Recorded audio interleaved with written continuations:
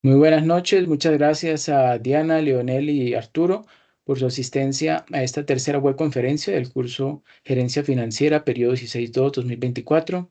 En este momento estoy revisando dentro del simulador Corbatul la elaboración del presupuesto del balance o estado de situación financiera y del estado de resultados. Y puedo verificar que el del grupo número 3 donde se encuentran Diana y Arturo, pues está bien, ahí está registrado. Hoy a medianoche se va a correr, o digamos a finalizar esta primera sesión o ronda, y los resultados o el ranking, ¿sí? de los tres grupos de ustedes se van a generar después de la medianoche, a comienzos en la madrugada del día mañana. Así que obviamente yo mañana voy a hacer una revisión y les voy a dar unas medallas a quienes logren aumentar el valor, ¿sí? económico de la empresa. Si no lo logran en la primera sesión, no importa, no se impacienten, lo pueden hacer en la segunda o tercera. Y nuevamente recalco lo que les envié esta mañana en un correo. Hay que prestar mucha atención a los costos. No hay que ser muy exagerados a la hora de estimar una gran demanda, porque la verdad no va a haber una gran demanda, pero sí va a haber un aumento en la demanda. ¿m? Y mirar muy bien es la cuestión de los costos y mirar a ver con detenimiento cómo es el precio más conveniente de venta de cada uno de los productos, porque obviamente eso va a impactar en los ingresos, ¿no? Y los ingresos pues tienen un gran peso. ¿Mm? Bueno, veo que entonces en el grupo número 2 donde se encuentra en este momento Lionel, también ya hicieron su presupuestación. Ujú. Un poquito, le veo el presupuesto un poquito como por debajo de lo estimado del resultado, pero bueno, igual pues es lo que ustedes consideran, ¿no? Ok, y ahora voy a mirar del grupo número uno. Pues ahorita no se encuentra ningún participante aquí conectado, pero voy a ver si hicieron la presupuestación.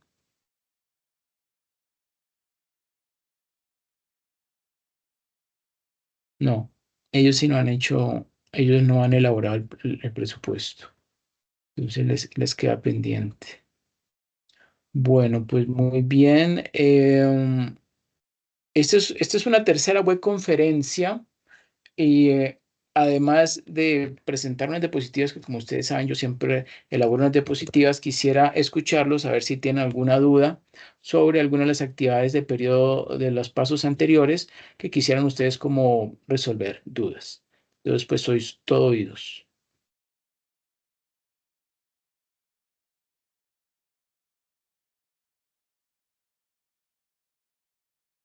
Profe, ay, no sé si, profe, pues Dígame. digamos, más que el tema de las dudas es que vemos que son bastante, ¿cómo te digo yo? Bastante complejo la cantidad de entregables que debemos hacer en este corte, ¿sí? Porque pues aparte del ejercicio que estamos haciendo en Corbatul, tenemos que Sí, hacer el arqueo de caja ok. y todo lo que compone la otra, digamos, esa guía está seccionada como en dos partes, ¿sí? Yo veo que Sí, es todo el ejercicio que tenemos que hacer del arqueo de caja y el tema de tesorería y todo el ejercicio del tema de Corbatul. Aparte del Corbatul, pues él tiene tres cortes y de los tres cortes hay que hacer análisis financiero de un indicador a nivel individual y a nivel grupal, pues hacer el análisis de todos los indicadores corte por corte, ¿sí? Pues lo único que pues yo sí difiero es que pues en el caso de o sea, en el caso mío en especial, en el de María de los Ángeles y en el caso de también de Arturo, pues los tres laboramos y laboramos en unos sectores que son bastante complejos, ¿sí? De tema de tiempo. Pues como le comentaba, para yo hoy poder estar aquí 8 de la noche, es porque yo empecé a trabajar prácticamente a las 2 de la mañana, porque precisamente estamos en cierre contable, nosotros trabajamos en temas presupuestales, ¿sí? Entonces son bastante complejos, entonces es muy extenso el trabajo, ¿sí? De todo lo que hay que hacer. No es que desmerite pues el tema, porque pues realmente el tema es importante, pero veo que también son muchos temas a nivel prácticos que sí, pues obviamente que el componente de la materia lo debe tener, pero de pronto como nosotros el nivel que tenemos de como contadores y administradora que soy yo, pues es como un tema de como, se sienten muchas cosas como si fueran de pregrado, ¿sí? Y aparte de eso, el tema del análisis, ¿sí? Entonces yo creería, profe, que sí es importante que nos enseñara o nos diera una profundización, más que todo en el tema de la interpretación y de cómo poder hacer esos entregables como, sí, más que todo el del análisis, cómo se hace un análisis financiero, cómo yo me puedo expresar al ver un indicador, ¿sí? Porque así como Ujú. usted nos comentaba la vez pasada, no es solamente decir, es que el indicador dio 2,5%, sino el determinar como el léxico que se debe utilizar para cómo interpretar esos análisis financieros, que es como el plus que nosotros buscamos en la maestría, ¿sí? Más que todo, pues al nivel de lo que Pues nosotros manejamos. mire lo siguiente, Diana. Eso es algo personal o eso es algo, digamos, que cada una de las personas va desarrollando, ¿sí? Con la práctica. Usted es contadora pública, ¿cierto? No, yo soy administradora, Usted especialista en administra. proyectos. Bueno, Ujú. mire lo siguiente. A Leonel sí es de contador público, me parece. Leonel. La pregunta, por favor, no escuché. ¿Es usted contador público, Leonel? No, yo soy ingeniero industrial. Ingeniero industrial, ok. Sí. Bueno, miren lo siguiente. Yo lo que les doy son unas pautas, ¿sí? De los elementos y de los aspectos que ustedes deben considerar a la hora de hacer, digamos, hablar a los números, ¿sí? Esto que yo les estoy explicando no es algo novedoso, no es inventado por mí, no es un capricho mío. Yo he investigado en diferentes libros, en español y en inglés, y me he dado cuenta de que precisamente ese nivel de profundidad de explicación de los indicadores se puede lograr, si se logra, es con la experiencia, y la forma de yo expresarlo, ¿sí? No es la misma que la con que lo va a expresar Diana o con que lo va a expresar Arturo, ni con que lo va a expresar Leonel. ¿M? ¿Por qué? Porque precisamente tenemos un español que es muy rico en palabras, en sinónimos, en cómo hacer énfasis en algunas palabras, en cómo articular esas ideas, etcétera, etcétera. Entonces yo no les puedo enseñar una fórmula, ¿sí? Las fórmulas, por ejemplo, el cálculo del flujo de caja libre sí existe, y ese es uno, y hay que respetarlo y hay que seguirlo, así como otras fórmulas, el cálculo del WACC, etcétera, etcétera.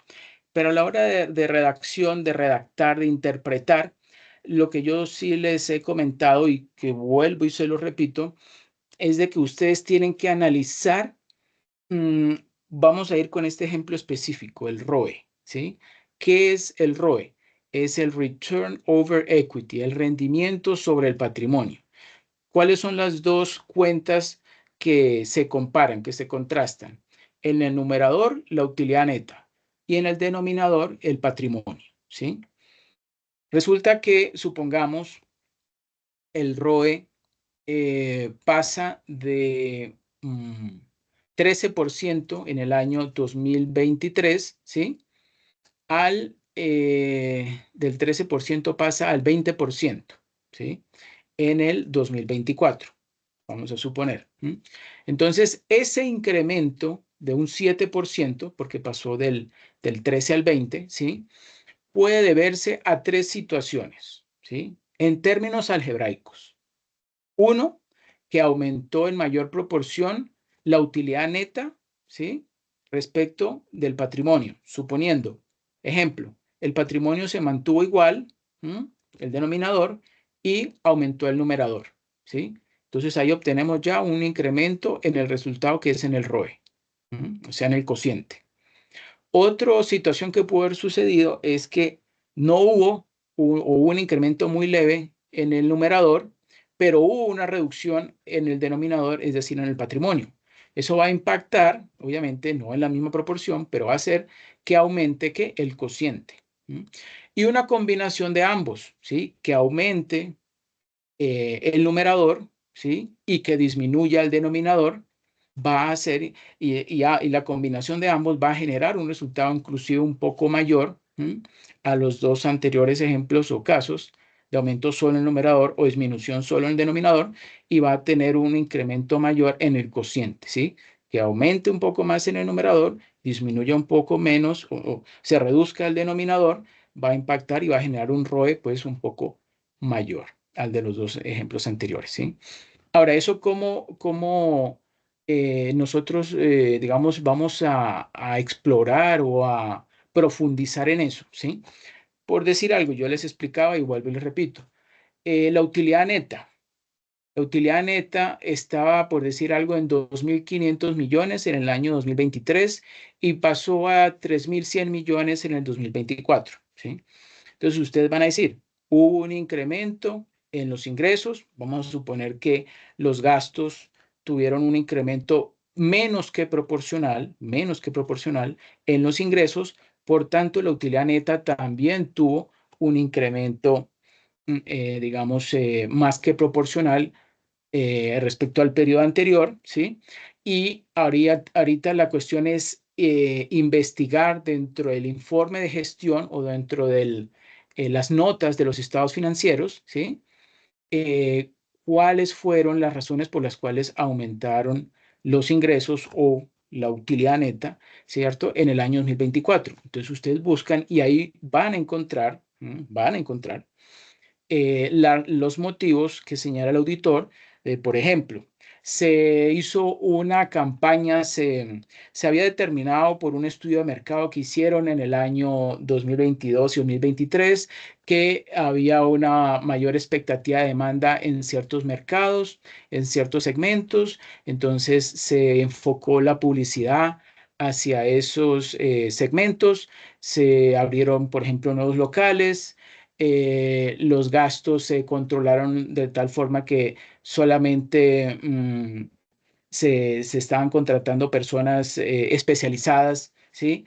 En los canales de comercialización que generan mayores rendimientos, mayor beneficio, ¿sí?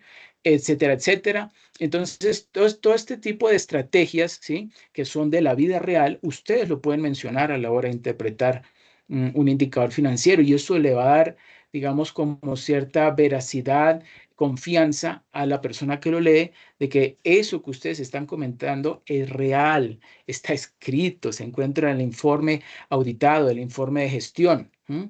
Y así es en la vida real, así es que ustedes venden, digamos, le dan confianza al director financiero de que eso que ustedes están interpretando es así porque está escrito, eso no es inventado, eso no es algo subjetivo de ustedes, es que está escrito en el informe, ¿sí? Sino que ustedes están organizando y lo están mostrando de tal forma que le está dando cierto apoyo, ¿cierto? A el resultado que ustedes están explicando o interpretando a ese gerente financiero. A eso es que yo me refiero con que yo les doy las pautas y ustedes utilizan las palabras que consideren más adecuadas. ¿Sí estamos claros con eso? Sí, profe, pero sí sería como bueno que de pronto en estas web conference nos pueda mostrar ese tipo como de ejemplos, ¿sí?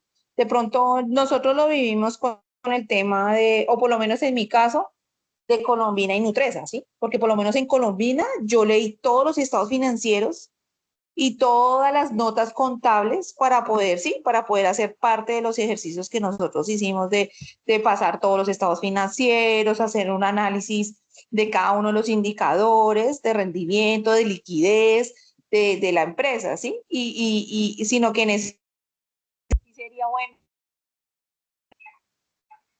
Bueno, el de Colombina yo la verdad no lo miré en profundidad, pero el de Grupo Nutresa sí.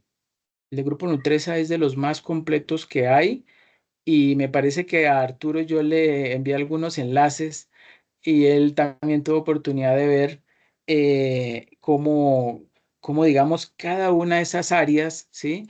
Y cada una de las cuentas están muy bien explicados, digamos, los aspectos que se consideraron a la hora de calcular y a la hora de mencionar los cambios o las actividades que hicieron para poder determinar esos valores en las diferentes cuentas. ¿M? No, el de Colombino no tuve oportunidad de mirarlo, pero el de Grupo Nutresa sí. Mm, y pues digamos, en este momento yo no tengo preparado eso porque obviamente me voy a gastar tiempo, ¿no? Buscando la información. Pero de que está, porque incluso me acuerdo también, Arturo, había una cuentica por ahí que no se sabía con claridad de dónde había salido unos valores que había registrado y otros que estaban allí en el informe de gestión financiera. Y ahí en el informe de gestión financiera, perdón, sí estaba explicado exactamente el valor e incluso el cálculo, ¿sí? Entonces, a lo que voy es eso. Esa información sí se consigue. Claro, ahí digamos, la diferencia es en el nivel, en la calidad de esa auditoría. ¿M? Para una empresa multinacional como es Grupo Nutresa, a comparación, por ejemplo, de Colombina, que bueno, también es una multinacional, pero pues obviamente sabemos que el Grupo Nutresa es más grande y también cumple con los estándares internacionales de mayor envergadura. ¿M? Entonces, No, por eso yo yo le tengo- pongo yo como que tuve ejemplo. yo tuve la oportunidad de leer los dos, porque como nosotros trabajamos el comparativo contra Colombina, el de Nutresa, y si tú Sí. y uno descarga por lo menos el de Colombina es muy completo. Ah, también es Tanto muy así que bueno. sí, él trae los índices, todos los índices de liquidez, de rendimiento, él los tiene ahí, ¿sí? Por esa Sí, razón, de ahí a mí me tocó analizar y empezar a revisar de dónde salían las cifras, cómo hacían los cálculos, e inclusive el formato de Excel que nosotros entregamos en donde estaban como índices de rendimiento, índices de liquidez, y los índices de inventarios y que está en la fórmula, esa la sacamos de Colombina. Y yo dije, me pareció muy buena y por eso lo sacamos así, el comparativo con el de ok. Nutret, porque tiene todo, que inclusive yo para el segunda entrega del trabajo que entregamos, todos sí Sí, son eso sí lo vi. con Sí. los estados A ver, financieros a, consolidados. a ver lo siguiente, Diana, a ver lo siguiente, porque estamos aquí mezclando peras con manzanas. Lo que ustedes entregaron en el paso 2, ¿sí? No es lo mismo que entregaron ahorita en el paso 3. Yo pude, porque yo obviamente estuve mirando el documento y la interpretación que ustedes hicieron en la actividad paso 3 es completamente diferente, es muy completo, muy bueno respecto al que habían hecho en el paso número 2. Sí, eso yo lo tengo claro. Es que cuando yo empiezo a leer la interpretación que hicieron, digo, wow, estuvo muy bien. Digamos, esos consejos que yo les di, pues efectivamente se vieron reflejados en la calidad de la interpretación financiera que hicieron en la actividad paso número 3. ¿No? Y por eso tuvieron una calificación más elevada, ¿o me equivoco, Diana? Sí, profe, por eso Ok, inclusive para el caso ok. digamos que eso era lo que le comentaba, que para el paso 3 fue cuando nosotros tomamos los estados financieros consolidados e hicimos ese en comparativo y mostramos todos los índices, o sea, aparte, digamos que trajimos la información que habíamos hecho en el paso anterior, volvimos, los aplicamos y hicimos lo que tenía que hacer de la actividad 3 porque inclusive si Perfecto. tú ves el Excel, ahí ves las cosas que se deberían haber dejado en el paso 2 y están todos los índices, ¿sí? Está toda la información, entonces, sino que tomamos y extraímos solamente pues lo que se requería para el paso 3 sino que sí sería muy bueno para el futuro de esta materia, que ese tipo de ejemplos se vieran en las clases, ¿sí? Y pues también el tema de las diapositivas y toda la información que uno lee es muy buena porque, por ejemplo, uno entiende más los conceptos porque somos dos contadores y una administradora, por ejemplo, Leonel, que es ingeniero industrial, ¿sí? Aunque Ok, ingeniería industrial y la administración de empresas somos afines, ¿sí? De pronto lo que pasa es que correcto. ellos son más técnicas a nivel de producción en cuanto como nosotros como administradores que si vemos temas financieros y temas contables un poco más a profundidad. Correcto. Pues si quieren podemos ver un ejemplo del sistema DuPont, ¿sí? Del sistema DuPont. Déjenme ver si yo tengo pronto aquí una plantilla, porque si no me tocaría ahorita inventar como los valores, pero a ver, lo Pero que tenía. de todas maneras, esta tercera web conference iba dirigida a la actividad que estamos haciendo ahorita, Sí, ¿no? sí, a lo Claro, del de que presupuesto, a lo de no sé la... cómo le ha ido pues con el tema de arqueo de caja o cómo va a ir Bueno, también, porque también ahorita tú me acabas de comentar algo que sí, bueno, digamos, no considero que es demasiada información porque la verdad no lo es, pero bueno, por lo que tú me dices que ustedes tienen una ocupación, digamos, bastante pesada, en especial ustedes, el grupo número 2, perdón, el grupo número 3, pero obviamente yo no puedo dar preferencias a un grupo y a otro no. Entonces tendría que hacer a todos los miembros del curso, ¿sí? Voy entonces a dar como algo excepcional para este periodo 16.2 únicamente, la posibilidad de que la actividad colaborativa, ¿m? Que involucra cuatro elementos, ¿sí? Que son la elaboración de dos presupuestos de tesorería, un arqueo de caja y un registro en el libro auxiliar. ¿M? Entonces, que me elaboren al menos dos, ¿sí? De los cuatro, que elaboren dos, los que ustedes consideren, que a ustedes de pronto se les facilite más. ¿M? Entonces, para que los desarrollen y obviamente me lo entreguen. ¿Ok? Listo. Entonces, para que yo igual les voy a enviar un mensaje ahorita más tardecito informándoles eso. Entonces, Lionel, para que sepas, si de pronto ya había desarrollado los ejercicios, pues qué pena con usted, pero igual lo que uno hace de más no sobra. Lo de pronto lo que queda es mejor reforzado, ¿sí? Pero con que ustedes me entreguen dos ejercicios bien desarrollados de esos cuatro de la actividad colaborativa, pues es suficiente, yo los voy a calificar sobre eso. ¿Ok? Bien. Bueno.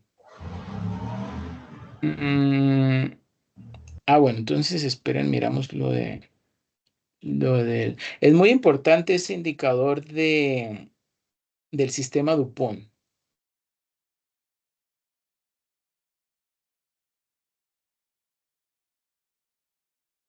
hoy sí me gustaría porque ese sí me faltó a mí en la actividad, Sí. creo que uno nos quedó pendiente. Ok.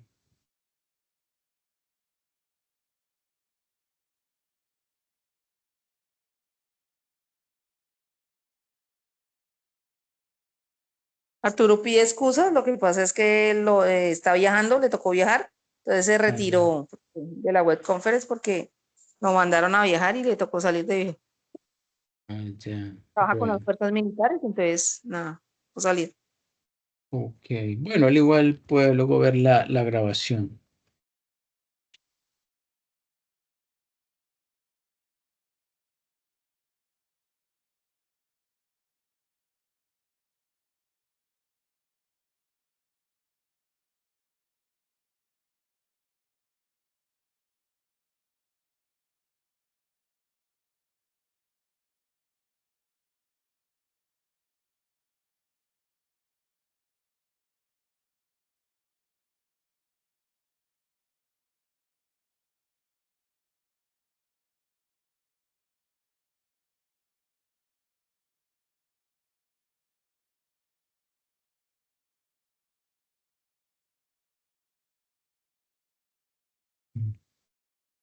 Tengo un ejemplo, pero es en el otro computador, no lo tengo acá.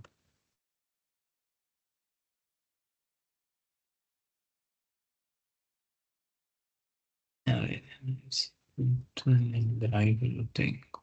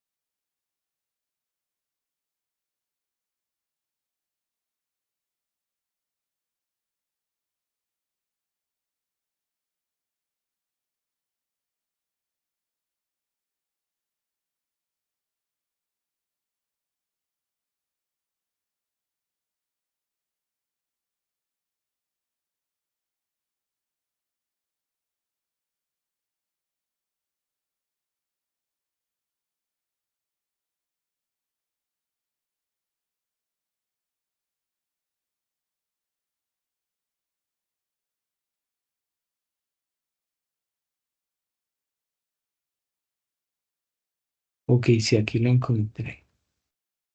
Listo.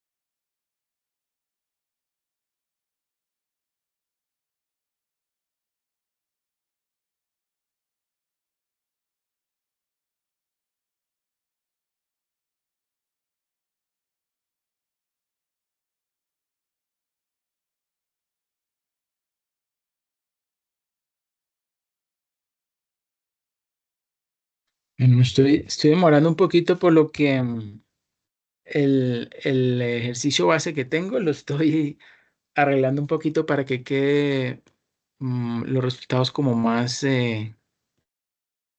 fáciles de entender. Permítanme un momento.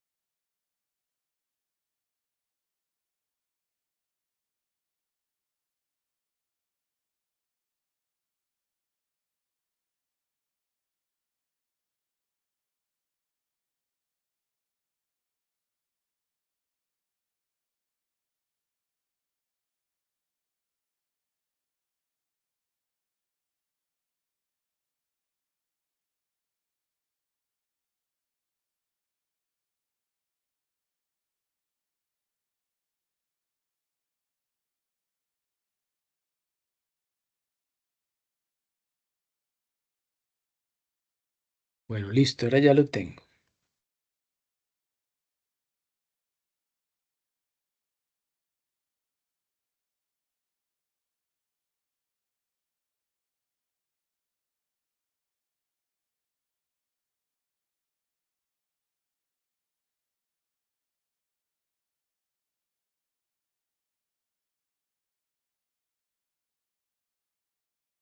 Bueno, entonces les voy a compartir pantalla.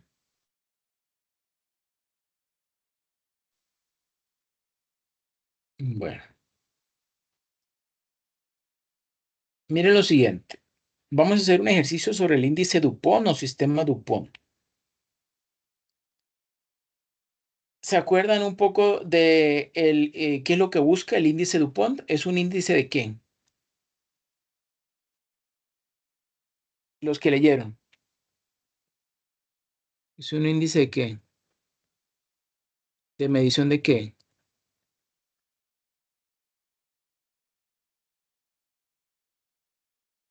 Que con la duda si es de liquidez o de... Ay, no. ¿No se acuerdan? ¿Leonel se acuerda? No, señor, no sé, la verdad no lo ¿No? tengo presente. Tendría que leerlo nuevamente. ¿Quién más está conectado por ahí? ¿Arturo o no? ¿María? ¿María Los Ángeles?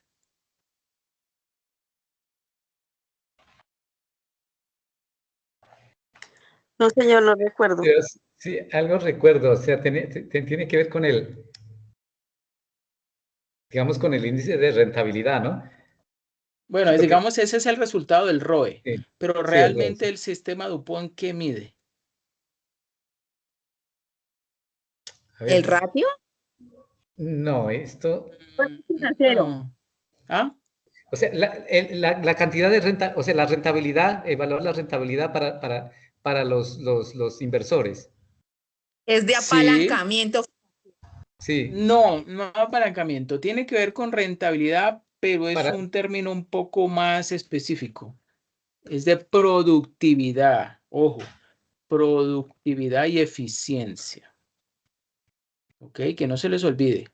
Es un índice de medición o evaluación de la productividad y eficiencia de una empresa. Y por favor, para que nunca se les olvide. Es clave.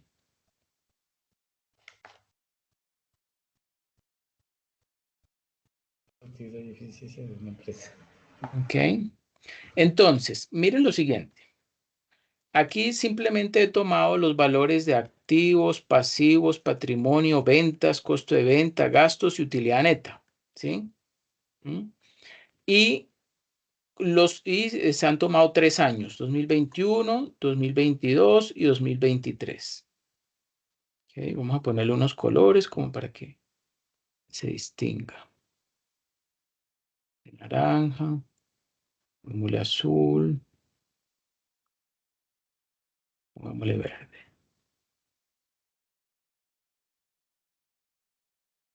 ¿Ok? Y bueno, y estos son los indicadores, los cuentas, perdón, subtotales. Entonces, miren lo siguiente. Estoy calculando también cada uno de los subindicadores que forman parte del sistema Dupont.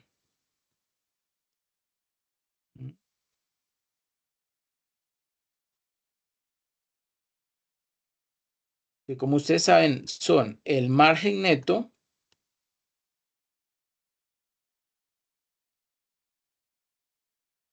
la rotación de activos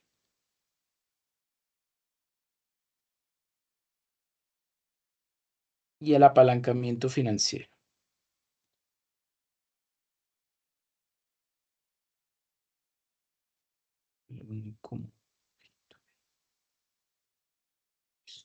Ujú. Bueno, y el resultado, ¿sí?, de la multiplicación de estos tres indicadores es el ROE, ¿sí? Viendo solamente el ROE, estamos viendo que ha ido aumentando, ¿sí?, en el transcurso de los 3 años, ¿sí? Lo cual es excelente, ¿cierto? Ahora, queremos ver o queremos analizar cuál es la razón o el motivo por el cual ha aumentado, ¿sí?, en mayor proporción, o que ha impactado en mayor proporción o con mayor incidencia respecto a, o cuál de esos tres es el que ha jalonado o impulsado el que el ROE haya tomado mayor fuerza. Y bueno, estos son unos valores que yo tomé, ¿sí?, de una empresa comercializadora de grandes superficies. Y cuando nosotros hacemos el cálculo, por ejemplo, del margen neto, ¿cómo calculamos el margen neto? ¿Se acuerdan cuál es la fórmula de calcular margen neto?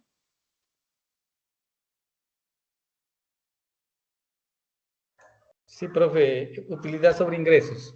Exacto, o sobre ventas. Perfecto, entonces ahí tenemos, ¿no? 150 millones fueron la utilidad neta en el 2021 de esta empresa y las ventas que tuvo fue de 250 millones. Es decir, que si dividimos 150 entre 250 nos da un 60% o 0,6, ¿cierto? El margen neto es de un 60%, lo cual es excelente. Una empresa comercializadora, pues que tiene un muy buen margen neto.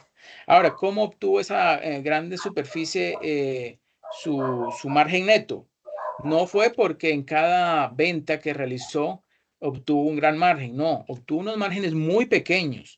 Lo que pasa es que como tuvo una muy elevada rotación, ¿sí?, de ese inventario, pues, y se apalancó con el efectivo o el cash que le pagaban sus clientes. Es decir, no tuvo necesidad que invertir en gastos financieros para pedir recursos a terceros, sino que la misma operación de la empresa le permitía financiar su operación de corto plazo. Pues eso es una maravilla, eso es lo que permite a estas grandes superficies el obtener tan buenos rendimientos, ¿sí? Y bueno, y obviamente necesita una muy buena gestión, ¿no? De, de, digamos, de manejo de estos recursos para que obtengan unas mayores rentabilidades, pueden ser en instrumentos financieros, en fondos de inversión, de todos modos, en caso de necesitar, porque puede ser que necesiten o algún tipo de recursos, de fondo de maniobra, pues que puedan conseguirlo a unas tasas que se hayan determinado con anterioridad con el banco o con la entidad financiera que se tenga convenio, para no de repente salir al mercado y buscar alguna institución financiera que le preste plata a unas tasas bastante elevadas, porque pues obviamente si hay desconocimiento de cuál es el comportamiento de un cliente, los bancos lo que hacen es aplicarle la tasa más elevada, pues por el mayor riesgo que están asumiendo el no saber cuál es el comportamiento de esa empresa. Bueno, lo que podemos ver es que el margen neto bajó del 2021 al 2022 y se mantuvo igual en el 2023, ¿sí? Entonces uno diría, bueno, pues el margen neto me está indicando que la cosa no está muy bien. Por ahí, sí, por ahí podemos ver a simple vista que, oh, listo, la reducción fue pequeña, pero en lugar de ir aumentando el margen neto, disminuyó. Bueno, cosa que, bueno, digamos que esto no es muy significativo, pero sí está indicando de que el margen neto, ¿cierto?, de la empresa ha venido disminuyendo, bueno, ha disminuido durante el año 2023, no, 2022, perdón, en la segunda columna, y se mantuvo igual durante el año 2023. ¿Sí? Pues son 21, 22 y 23.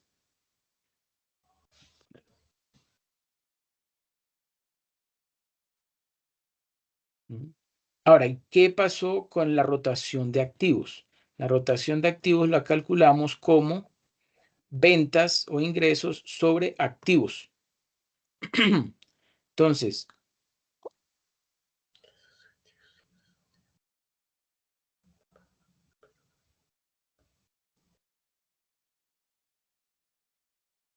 en este caso, como es miren que las ventas que está haciendo la empresa son superiores a los activos que posee la empresa.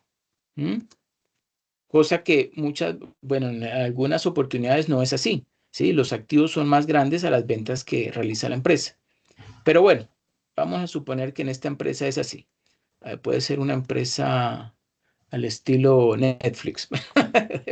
Vamos a poner de ejemplo que los activos no son muy grandes y por eso ellos están financiando su operación obteniendo, digamos, una continua demanda de las acciones por parte de sus clientes es lo que ha permitido que pueda financiar su operación sin necesidad de contar con recursos de entidades financieras, ¿cierto? Pues como un ejemplo, puede dársela, o se da con mayor frecuencia en las empresas de prestación de servicios, pero en las comercializadoras por lo general no es así. Ellos tienen instalaciones en montos bastante elevados que obviamente les sirve para disponer o para mostrar al público y los inventarios de los productos y obviamente para almacenar los productos que están continuamente saliendo y entrando a las bodegas. Pero bueno, No, vamos a profe, y sí, así se observaba en Netflix, sí, había un año que había cero préstamo para exacto, Netflix, para el caso de Netflix. es cierto. Sí, eso es una de las grandes ventajas de Netflix. Por eso es que Netflix continúa liderando ese, ese streaming y ese servicio de televisión, por eso, porque ha mantenido aumentando el precio de sus acciones, sus inversionistas han continuado comprando y mientras esté ofreciendo buenas películas y ofreciendo sus servicios cada vez y películas y financiando películas con buenas ratings y con buena demanda, eso le va a permitir continuar a la empresa en ese liderato que se ha mantenido. Y por ahí uno escucha en algunos comentarios de especialistas que dicen que está asumiendo un gran riesgo, que le va a quitar la cuota de mercado Disney, HBO, etcétera, etcétera. Lo cierto es que no han podido. No han podido porque la estrategia que han seguido les ha funcionado y bueno, esperemos a ver que continúen así porque pues los clientes están contentos y los inversionistas también, ¿cierto? Bueno, entonces vemos que la rotación de activos, ¿sí? Se incrementó del 2021 a 2022, pasó de 250 a 269, ¿m? Y bajó un poquito en el 2023, ¿sí? Entonces, digamos que son fluctuaciones realmente pequeñas, pero digamos, lo de destacar, podríamos decir que fue esta caída, ¿sí? O sea que durante el año 2023, ¿sí? Se presentó una leve disminución en la rotación de activos de la empresa comercializadora. Entonces, y uno dice, bueno, listo, sí, hubo una disminución. Entonces uno va y entra al informe, ¿sí? O a los estados financieros auditados o al informe de gestión financiera y va a buscar y va a encontrar el por qué hubo una disminución en esa rotación de activos en el año 2022 en el año 2023 respecto al 2022. ¿Ok? A eso es lo que yo me refiero.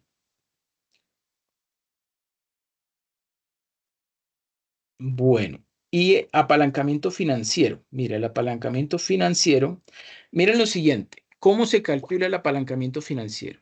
Aquí lo tenemos. Activos sobre patrimonio.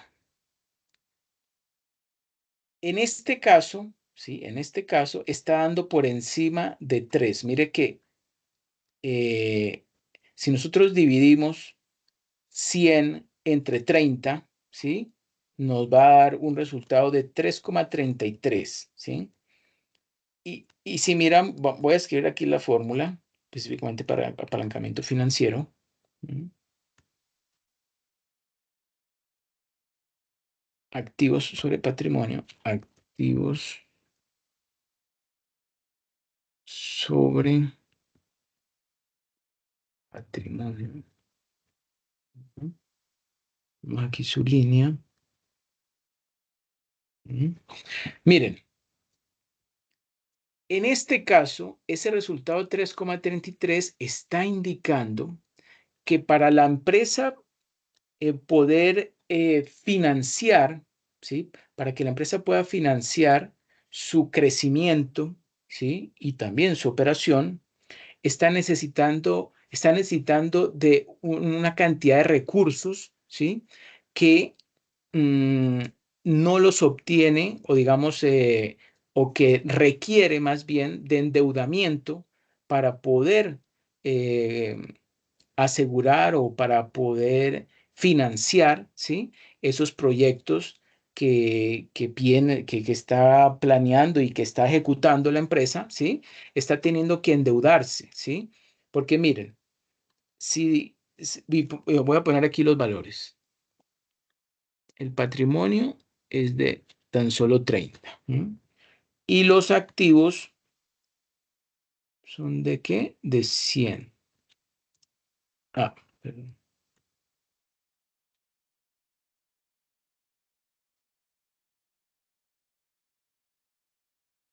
Mire lo siguiente. Los activos se financian de dos formas, ¿no? Y lo vemos en el balance general, ¿sí? En el balance general o estado de situación financiera tenemos dos columnas. El de la izquierda es donde están los activos, que son efectivamente lo que tiene la empresa, ¿sí? Físicamente podríamos mirarlo como la maquinaria, la propiedad, el equipo, lo que tiene en efectivo y también mm, todo lo que la empresa necesita para poder físicamente operar lo encuentra o se ve registrado allí en los activos, ¿sí? ¿Y con qué financia esos activos? Con lo que se encuentra al lado derecho, que son los pasivos y el patrimonio, ¿sí? El patrimonio son aquellos recursos que pusieron o que dispusieron los dueños o socios de la empresa, ¿sí? Y las deudas o pasivos son los recursos que le pertenecen a terceros, pero que le han prestado a la empresa y que obviamente la empresa tiene una deuda con ellos, ¿sí? Cuando yo estoy obteniendo un resultado por encima de 1, ¿sí? ¿Qué significa? Que la empresa está necesitando endeudarse para poder financiar ese mayor tamaño de los activos que tiene. ¿M? Entonces, vemos que para el año 2022, ¿m? ese nivel de endeudamiento aumentó, se encontraba en 3,33 y pasó a 3,83, ¿sí? Y miren que en el año 2023 aumentó a 4,35. Es decir, que el nivel de endeudamiento de esta empresa ha venido aumentando. ¿M? Y uno dirá, bueno, pero ¿por qué el ROE está dando tan elevado, ¿sí? Y está creciendo? Porque no es un pecado el tener un endeudamiento elevado siempre y cuando, ojo, siempre y cuando la empresa consiga que los rendimientos de sus activos sean superiores a el costo del capital o el costo financiero que representa, ¿sí? Esas tasas de interés que está pagando por esos recursos que obtiene de terceros. ¿Mm? Y eso se está viendo allí reflejado. Entonces, mm, vemos cómo, por ejemplo, para el año 2022, disminuyó el margen neto levemente, pero aumentó, ¿sí? Aumentó un poco más que proporcional la rotación de activos y también aumentó levemente, bueno, más o menos, no, digamos, no levemente, un poquito más significativo que, por ejemplo, la rotación de activos, el apalancamiento financiero y permitió un ROE, un incremento en el ROE de ¿cuánto?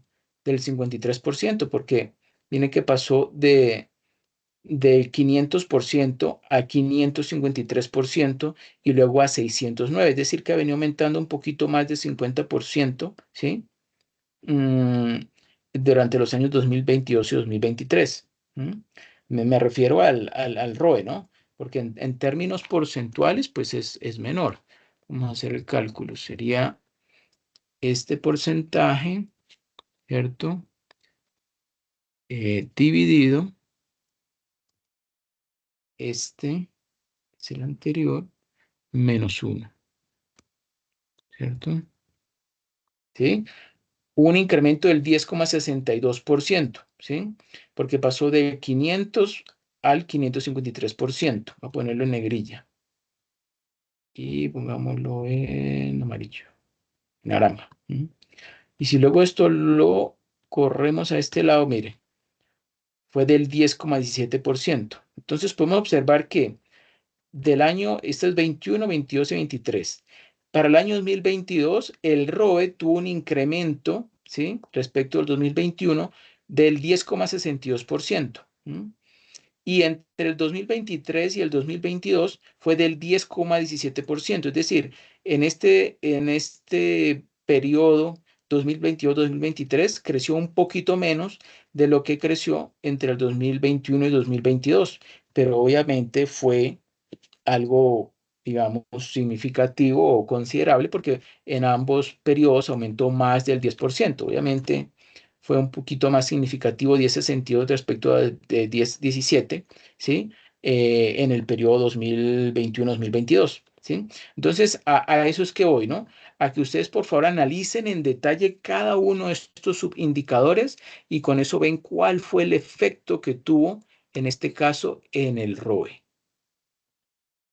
En el ROE, en el amarillo. ¿Sí? Con eso ustedes van a determinar si la empresa a año 2023 está siendo más productivo o más eficiente, ¿sí?, respecto a los 2 años anteriores, o si por el contrario está siendo más ineficiente. ¿Ok? Estos ROE del 500% en empresas comercializadoras se consiguen, ¿sí? Se consiguen en la vida real. ¿Ok? ¿Sí estamos claros? ¿Alguna duda? ¿Alguna inquietud? Digamos, entonces, este es el análisis que debemos hacer a cada periodo que vamos a hacer en el Corbatul. Cuando se dé todo el movimiento, ¿sí? Tenemos Sí, que el ROE. generar los, Correcto. sí, tenemos que Correcto. sacar los índices financieros y entre esos porque este Correcto. realmente es el que le genera, le indica a uno si la empresa ha ganado productividad, o sea, ha ganado productividad y también ha ganado de cierta manera valor. Exacto. Este no es el único, también el EVA. También analicen el EVA, ¿ok? El ROE, el MBA, creo que ese sí no lo arroja el Corbatul, pero sí el ROE, el ROIC, si de pronto se los genera también, sería bueno que lo analizaran. El MBA, el Market Value Added, y el EVA, ¿sí? Y bueno, y el flujo de caja libre, si lo llegara a generar. Me parece que no lo genera. Pero sí, digamos, esto es un recuento, ¿no? Porque me acuerdo que desde el paso número 2, pues yo les pedí que analizaran el sistema DuPont. Entonces aquí tenemos un ejemplo concreto y además esto no solo, pues para que lo apliquen en Corbatul y en la vida real, en todos los análisis que ustedes hagan. Cuando vayan a analizar una empresa, tienen que analizar esos indicadores que les acabo de mencionar. El ROE, el ROIC, el ROI, que es Return Over Invested, eh, eh, es Return Over Invested Capital, ¿sí? Capital invertido, ¿no? Que tiene una ligera, ¿sí? Digamos, las cuentas que se utilizan para su cálculo son un poquito diferentes al del ROE. Pero aunque no lo voy a profundizar ahorita, no lo voy a explicar en este momento, es importante, ¿sí?, en la vida real que lo calculen y que lo interpreten. ROE, ROIC, EVA, Economic Value Added, MBA, Market Value Added, y obviamente el flujo de caja libre. Cuando ustedes ven en una empresa que el flujo de caja libre está aumentando, ¿sí?, con el paso del tiempo, y que además el ROE también está aumentando, ustedes van a verificar y van a darse cuenta de que también se está aumentando el resultado del EVA, es decir, que hay realmente un aumento en la creación, ¿sí?, de valor de la empresa. Cuando esos dos factores se dan, el flujo de caja libre está aumentando, el ROE está aumentando y obviamente el resultado del EVA va a ser que también se está generando más valor para la empresa. Y si esto se logra mantener con el paso del tiempo, pues se va a concretar el que la empresa efectivamente va a aumentar entonces sus activos, va a aumentar su patrimonio, empiezan las utilidades también a crecer en mayor proporción.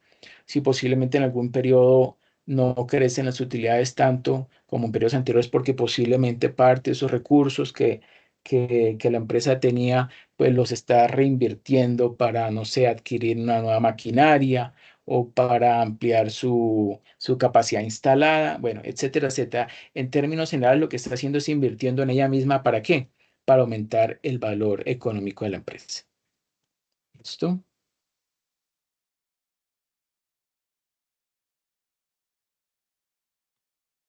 ¿Sí estamos claros con eso? Sí, señor. Bueno, perfecto. Ahora entonces vamos con las diapositivas.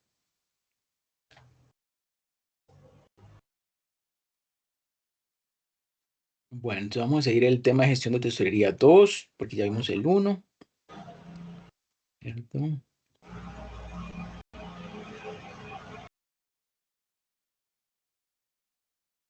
Bueno, planificación de tesorería. La primera necesidad de una organización es saber lo que es, dónde está, cuál es su misión. Upa, ¿alguien tiene un micrófono abierto? Por favor, ¿me ayuda cerrándolo? Perfecto, muchas gracias. Entonces, la primera necesidad de una organización es saber lo que se es, dónde está, cuál es su misión y a dónde quiere llegar. Podríamos establecer que las diversas etapas que componen el proceso de planificación son, primero, formulación de objetivos y subobjetivos. Segundo, estudio del escenario interno y externo de la empresa en el horizonte del plan. Tercero, el estudio de las alternativas existentes. Cuarto, evaluación de tales alternativas ante los objetivos propuestos. Quinto, elección de la alternativa más idónea. Sexto, formulación de planes, ¿sí? Planes de acción. Y séptimo, formulación de presupuestos. Las 5 primeras etapas, ¿sí? Que acabamos ahí de leer, componen el diseño de la estrategia, mientras que los 2 restantes conforman su implantación, o sea, formulación de planes de acción y formulación de presupuestos. En este proceso entendemos por plan de la empresa a la expresión cualitativa de la estrategia empresarial y por presupuesto la expresión cuantitativa del plan. El plan financiero como instrumento de planificación financiera distingue 2 niveles de actuación en función del tipo de ciclo temporal referido. Primero, si nos referimos al ciclo largo o de renovación del inmovilizado, un primer nivel de actuación contendrá el plan a largo plazo, que en términos numéricos vendrá expresado en el denominado presupuesto de capital, ¿sí? O sea, lo de largo plazo. Y segundo, si nos referimos al ciclo corto y una vez definida la estructura permanente de la empresa, pasaremos a un segundo nivel de actuación definido por el plan a corto plazo que será cuantificado en el denominado presupuesto de explotación. Ambos planes han de ser perfectamente complementarios, definiéndose el segundo, ¿sí? O sea, el de explotación, en base al primero, presupuesto de capital, y desembocando ambos en el presupuesto de tesorería, de importancia obvia en la planificación y gestión empresarial. ¿Ok?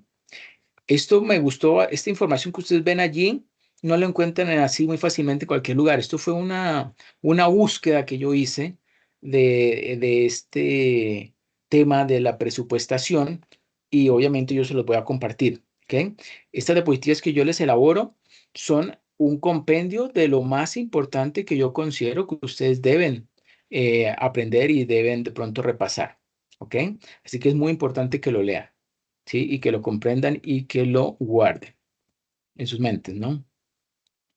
Bueno, ¿quién me ayuda por favor leyendo esta diapositiva? Planificación de tesorería. Espérame. Planificación de tesorería. Ok. La optimización de la gestión de la tesorería exige anticipación. Es necesario conocer, al menos con relativa antelación, la posición de tesorería en cada momento, al objeto de poder ejercer el debido control sobre la tesorería y no dejarse arrastrar por ella actuando como apagafuegos. Esta anticipación exige el establecimiento y desarrollo de actuaciones en distintos apartados. Sistemas de planificación de cobros y pagos, seguimiento del saldo en fecha valor, Adopción de un modelo de tesorería cero negativa, en particular en escenarios de bajos tipos de interés como los actuales. Implantación de un sistema de gestión automatizada de la tesorería. Utilización y aprovechamiento de los sistemas de banca electrónica. Mejora de las condiciones aplicadas para las distintas operaciones por las entidades bancarias. Las actuaciones persiguen dos objetivos concretos. En primer lugar, determinar de forma precisa la situación de la tesorería en un momento determinado y su previsible evolución en el futuro más próximo. Y en segundo lugar, establecer los criterios y medios adecuados que permitan anticipar los desfases entre las corrientes de ingresos y pagos y las acciones precisas para reducir al máximo dichos desfases y, en todo caso, para orientar el desarrollo y la evolución de dicha tesorería. A partir de la determinación de las necesidades a cubrir y a la vista del nivel disponible de los créditos, líneas de crédito e inversiones autorizadas y de los distintos tipos y costes aplicados, el tesorero debe abordar el problema de la elección entre los distintos instrumentos con el fin de asegurar una gestión de la tesorería de coste mínimo. Este objetivo se puede conseguir en gran medida por medio de la utilización de los denominados modelos de gestión automática de liquidez, los cuales, en función del algoritmo del programa utilizado, se limitarán a indicar la oportunidad de una transacción o, por el contrario, indicarán de forma precisa, además de la conveniencia o no de la misma, la composición más interesante de esta. Perfecto, muchas gracias. ¿Quién me ayuda leyendo este otro complemento? Por supuesto, tesorería.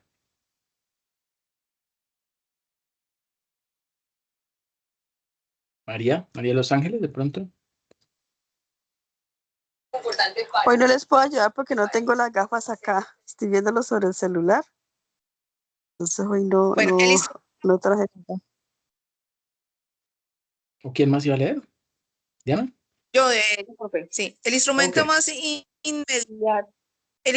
más inmediato que se dispone el tesorero para optimizar la gestión de la tesorería es el plan de tesorería. Este instrumento desarrolla una prevención de los flujos de tesorería diarios en fecha y valor sobre un horizonte móvil. La calidad del plan de tesorería está relacionada con el intervalo considerado, así mejora en general a medida de que se acorta la longitud del periodo abarcado y por contra, a medida que el horizonte se aleja, se incrementa la dificultad de incorporación de las previsiones y o la certeza en el cumplimiento de las previsiones incorporadas. La posición ideal será, claro conseguir el doble objeto de precisión y horizonte lo más amplio posible. En la práctica, un adecuado plan de tesorería trata de contemplar un horizonte bimestral dividido en 2 periodos mensuales, subdivididos a su vez en 2 periodos quincenales, con especial implicación en el análisis del periodo quincenal mensual más inmediato y una revisión reordenación al final de cada quincena. El análisis de este plan de tesorería de forma conjunta con la prevención de tesorería anual actualizada con los datos incorporados en cada periodo mensual permitirá un adecuado conocimiento de la posición global de la tesorería y de su proyección a lo largo del ejercicio. El plan de tesorería debe realizarse de acuerdo a los criterios establecidos por la empresa, de forma que se adapte y permita un análisis adecuado de las necesidades de la misma. Perfecto, muchas gracias, Diana. Bueno, yo continúo con principios de gestión de tesorería. Son como unos principios, unas pautas, ¿sí? Se podría definir la gestión de tesorería o el cash management como el conjunto de técnicas que actúan sobre la liquidez a corto plazo de la empresa, incidiendo al mismo tiempo sobre aquellos factores o procesos que se traducen de una forma inmediata en flujos monetarios con el objetivo último de aumentar la rentabilidad de la empresa, reduciendo los fondos de maniobra y mejorando la situación del circulante. Entre los principios clave para conseguir el objetivo anterior podemos citar, primero, liquidez. Aquí podríamos distinguir entre la elaboración de previsiones de tesorería de corto plazo, ¿sí? Informe diario, en fecha valor, de la situación de la tesorería de la empresa, control y seguimiento de las operaciones bancarias realizadas o en proceso, selección de cuentas bancarias, selección de medios de cobro y pago, transmisión de datos a otros sistemas de la empresa, ¿sí? O sea, al área de contabilidad, al credit manager, al debit manager, etc. Segundo, necesidades. Una vez proyectados los presupuestos de tesorería, se han identificado los déficits a financiar y o posiciones de superávit a colocar, o sea, a invertir. Para ello deberá conocer todos los instrumentos a su disposición para cubrir una u otra eventualidad, ¿sí? Tercero, riesgos. El tesorero debe identificar los riesgos financieros que afectan su trabajo, ¿sí? Entonces, ello que implica elaboración de políticas de riesgos, ¿sí? En función de la valoración o medición de su exposición a dichos riesgos y elección de mercados e intermediarios, ¿sí?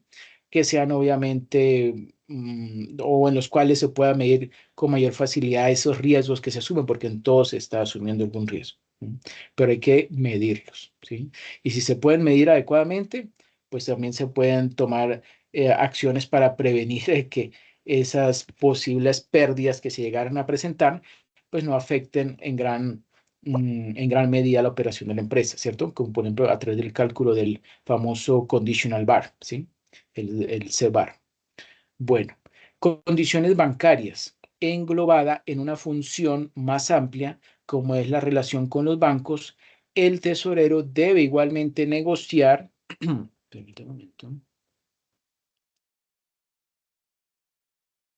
Es que va a ir la corta. Voy a ponerlo aquí mucho más grande.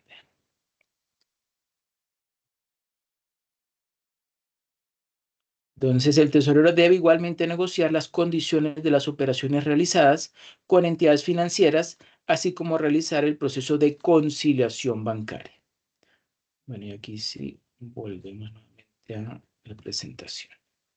Ok, ¿quién me ayuda por favor leyendo esta diapositiva?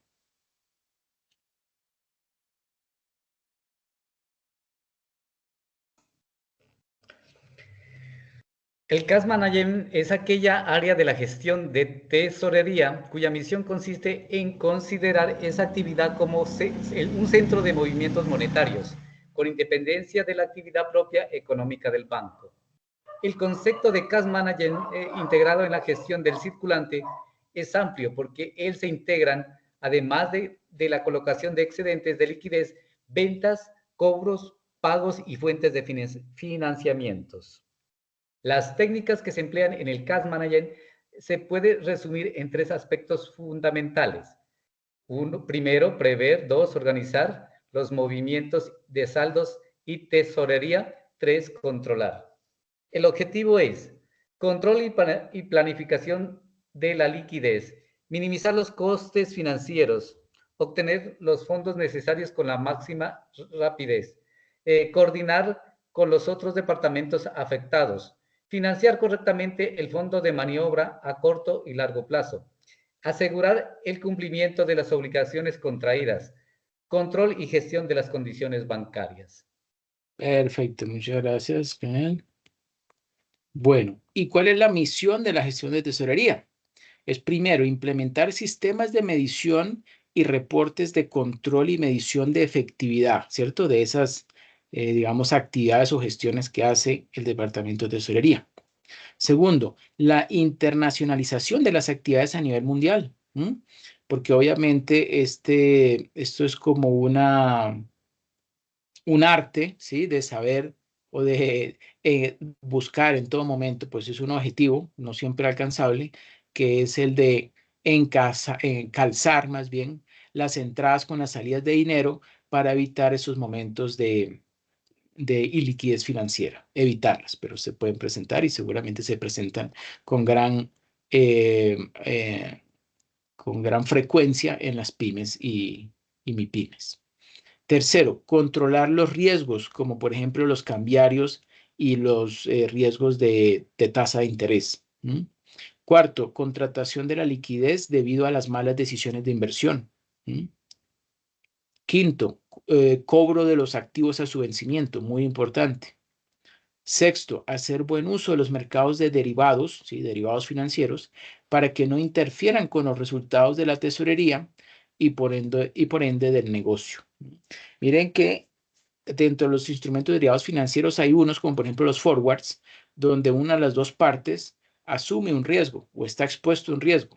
¿Sí? Pero ¿qué ocurre? Que si ese riesgo al cual está expuesto, por ejemplo, si la tasa de cambio llega a aumentar, ¿sí?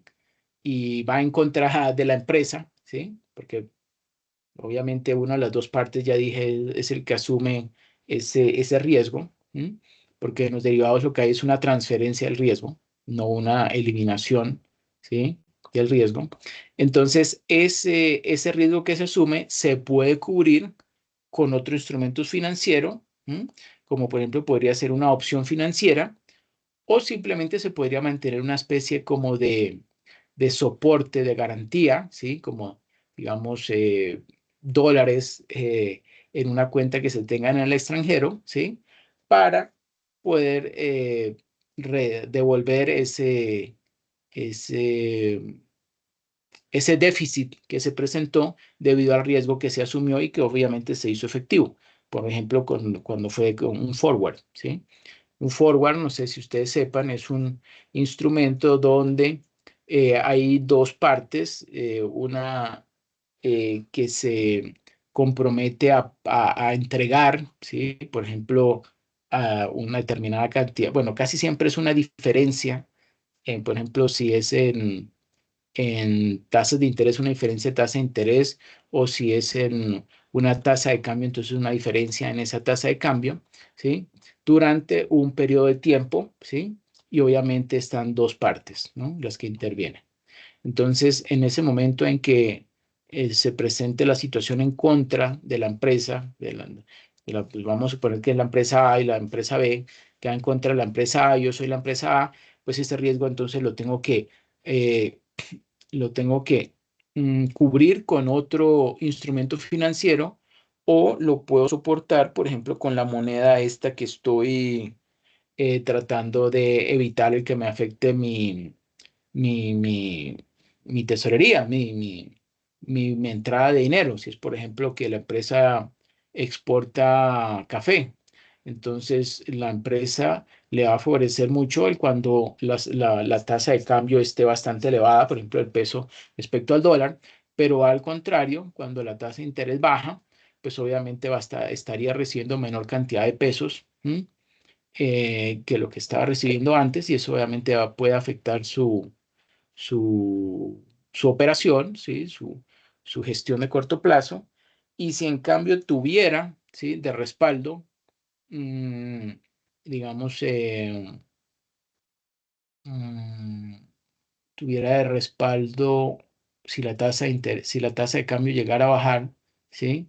Entonces podría tener de respaldo algún tipo de activo o algún tipo de instrumento, ¿cierto? Que esté denominado en dólares y a una tasa que ya, digamos, está también establecida que no le va a, o que le va a poder, o que la empresa va a poder entregar a ese cliente con el cual se comprometió, ¿sí? Como para cubrir esa pérdida en el poder adquisitivo del peso colombiano respecto al dólar, ¿sí? Se me ocurre, ¿sí? Pero eso obviamente existen otro tipo de instrumentos más especializados, ¿ok? Bueno, ¿quién me ayuda leyendo, por favor, esta diapositiva?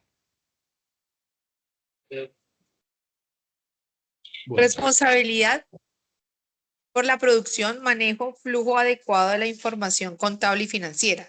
La calidad y oportunidad de presentación de la información contable y financiera son la base fundamental para que todas las personas que participen en la gestión financiera puedan llevar a cabo su objetivo.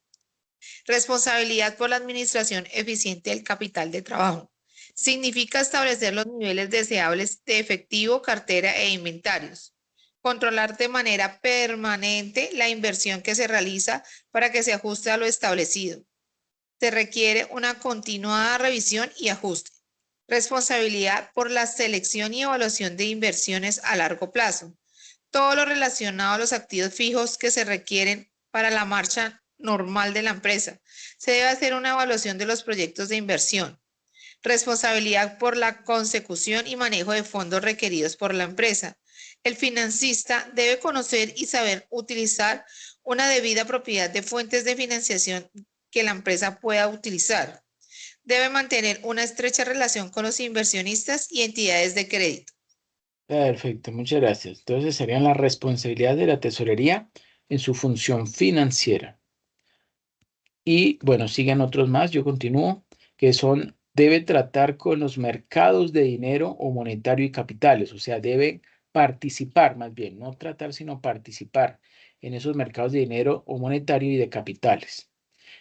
Mercado monetario, ¿sí? ¿Qué es el mercado monetario? Pues es un mercado donde se negocian activos de bajo riesgo y de alta liquidez, ¿sí? Se negocian activos a corto plazo. Este mercado es en el que el que sirve, ¿sí? El que cumple la función de volver una realidad la política monetaria que haya establecido, pues, en el caso de Colombia, el Banco de la República. Eso, para eso es, ese mercado está hecho para eso. Y luego están los mercados de capital, ¿sí? Son mercados en donde se compran y se venden valores financieros. Los corredores y suscriptores facilitan las compras y las ventas de valores que efectúan otros participantes u otros inversionistas, cobrando cuotas o comisiones por sus servicios. A través de estos mercados se obtienen generalmente los fondos y se negocian los valores de la empresa. Las empresas son afectadas por los mercados financieros. Se emplean varios criterios para clasificar a los mercados financieros. Primero, según la fase de negociación del activo. Un activo puede comprarse o venderse y tiene dos fases. Primero, los recién emitidos que se ubican en el mercado primario y segundo, los activos ya emitidos que se negocian sucesivamente en las bolsas de valores, es decir, en el mercado secundario. De pronto, si para quienes de pronto no han escuchado mucho sobre las bolsas de valores, en las bolsas de valores se manejan o se negocian, ¿cierto? Acciones e instrumentos financieros, ¿sí? Que son catalogados como de mercado secundario. ¿Por qué se denominan de mercado secundario? Porque no fueron comprados directamente cuando se hizo la emisión, ¿sí? De esas acciones. No sé si ustedes se acuerdan cuando aquí en Colombia se emitieron las acciones o se pusieron a disposición del público las acciones de Ecopetrol, como ustedes saben, me representó el 10%, ¿sí? Del capital de Ecopetrol que se puso a disposición de los colombianos, bueno, y también inversionistas que quisieran. ¿Para qué? Para que fuera considerado una empresa de economía mixta, ¿sí? Ecopetrol, porque antes era 100% del Estado. Y eso permitió que cuando los inversionistas le compraron directamente a Ecopetrol, ¿sí? Entonces ese mercado, ¿sí? Podemos denominarlo, eso fue en ese momento un mercado primario, ¿sí? Usted, eh, inversionista, le compró directamente a Ecopetrol las acciones que emitió, ¿sí? Pero si yo en este momento, ¿sí? Suponiendo que no haya comprado, no haya hecho esa compra en el momento de la emisión primaria, sino que en este momento quiero comprar acciones de Ecopetrol, tengo que ir a la Bolsa de Valores de Colombia, ¿sí? Y allá le puedo comprar a una persona que esté vendiendo acciones, las acciones que yo quiera. Para eso se emite una orden de compra, ¿sí? Y esa orden de compra, entonces, yo puedo seleccionar si es al precio de mercado, es decir, al precio que se está negociando en ese momento y que por lo general yo no tengo forma de manejarlo, yo necesito comprarlo de una vez, entonces coloco una orden de compra a precio de mercado, pero también puedo colocar una orden de compra que cumpla con unos criterios, ¿sí? Cómpreme tal acción de Ecopetrol siempre y cuando el precio esté por debajo de tanto, ¿sí? ¿Sí?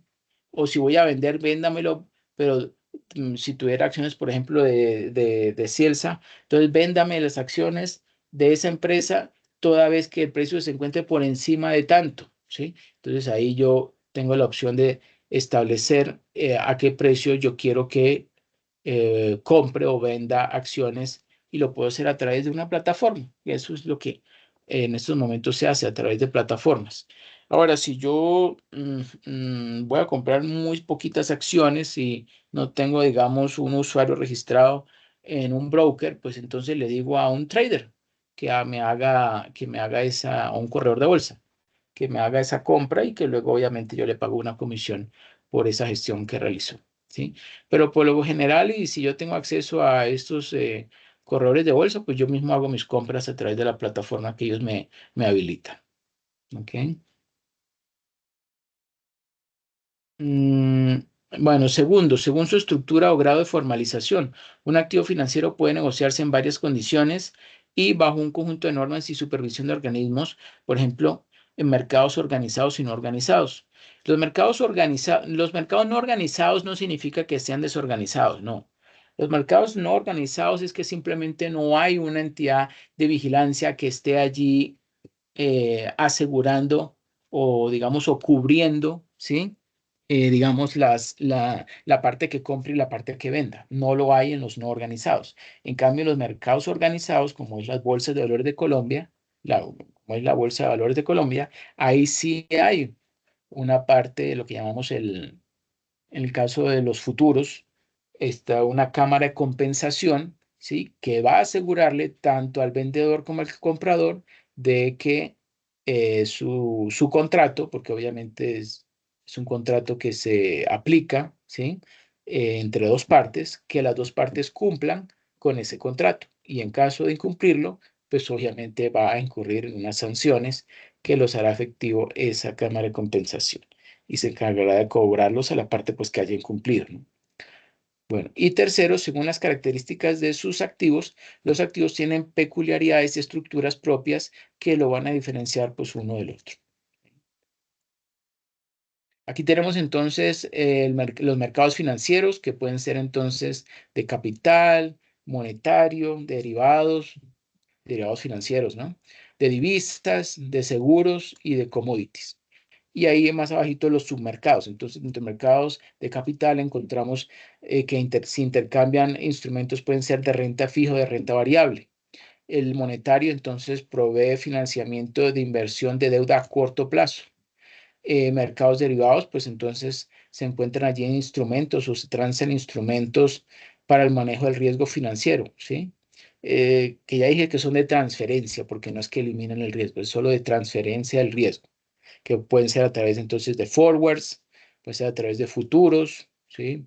Pueden ser a través de opciones financieras, ¿sí? Entre otros. El mercado de divisas, entonces, permite el intercambio de monedas extranjeras o divisas. El mercado de seguros, pues, permite la redistribución del riesgo entre las aseguradoras y las reaseguradoras. Y el mercado de commodities, pues, permite el intercambio de bienes primarios o de commodities entre las partes, ¿no? El fabricante o, o productor y el comprador o comercializador. Bueno, ahora veamos tesorería saldo cero. ¿Quién me ayuda, por favor, leyendo esta diapositiva? El concepto de tesorería saldo cero es que solo se paga por aquello que se utiliza, incluyendo el volumen de financiamiento según las necesidades puntuales de la empresa. Este objetivo ideal de tesorería saldo cero en la gestión de tesorería se alcanza con una adecuada gestión de fondos, se produce en el manejo del efectivo y se optimiza dicha función cuando se consigue mantener el menor saldo en fecha valor en las cuentas de las entidades financieras. Lógicamente, este objetivo de tesorería cero debe ir acompañado de una negociación de condiciones con las entidades bancarias que permita obtener unas tasas de interés de los saldos deudores a nivel de los mantenimientos en la línea de crédito y en una remuneración adecuada o suficiente de los saldos acreedores. Por su medición y consecución, el sistema de gestión de tesorería debe estar basado en la captación de toda la información necesaria para simular los datos reales, las cuentas bancarias y de esa forma obtener el tiempo real, un saldo y valor con las suficientes garantías operacionales que permitan al sistema y al tesorero una posición de tesorería equilibrada. Podemos afirmar que los flujos de cobros y pagos derivados de la actividad principal de toda empresa definen su posición de tesorería en fecha valor y por consiguiente definen una buena parte de su resultado financiero. Entonces se dice que los cobros, tesorería cero, cobros y pagos, fuente de financiación y colocación de excedentes.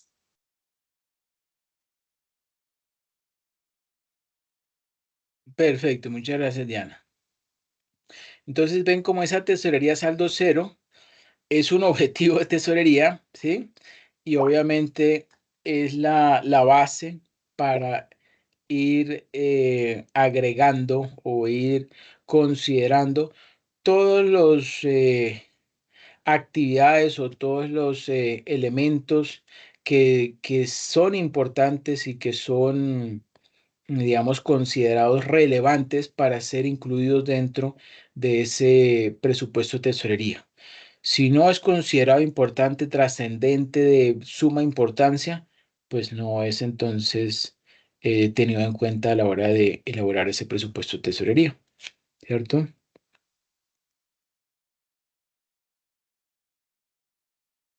Bueno, y yo continúo.